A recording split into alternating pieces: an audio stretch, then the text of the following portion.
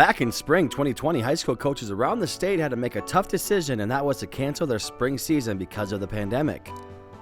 But fast forward to 2021 and things start to look a little more brighter. Let's take a look at the 2021 season of the Cedar Falls girls golf team.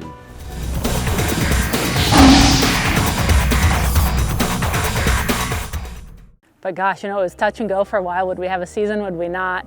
And then when we didn't, everything was so crazy anyway that it was a weird normal anyway. But then this year when we started playing again, in the first practice, it was just so good to be back and so good to have normal again and be able to be outside with kids again, It was so exciting. Playing golf by yourself is great and all improving, but it's so much fun playing with the people you love to play with and just seeing one every day and practicing, and then you just have mini competition. Everyone gets better in a different way, when we're all together, and I love seeing all my teammates' faces every day.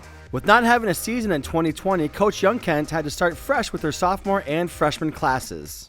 Well, it was interesting because we really have two freshman classes because the sophomores hadn't had a chance to play before. So we have 29 girls on the team, and 25 of them, it was their first time playing for me. So some of them had played golf before, but it was their first time playing for me. So we had a huge learning curve at the beginning of the season, but my message stayed the same, which is, I want them to have fun and I want them to be safe. Safe just looks a little different this year.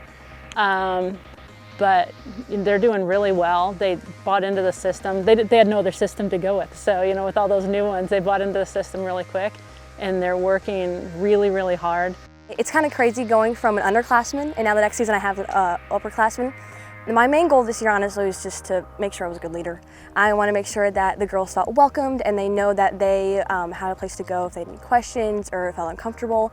And then, relating to golf, I want to do the best I can, have as much fun as possible, setting myself up for a good leap into college golf. This year, Coach Youngkent had 3 seniors to help her with bringing this new team together and helping everyone achieve their goals. A Hall of Famer for a senior in Amera. And then we've got a few other seniors. Molly Slofelt is the senior with us. Liz Shattuck is on the varsity team with us. They make it a lot of fun, but they provide that leadership of this is what it looks like, whether I'm the #1 golfer or not. This is what it means to work hard, and the younger kids see that and emulate that.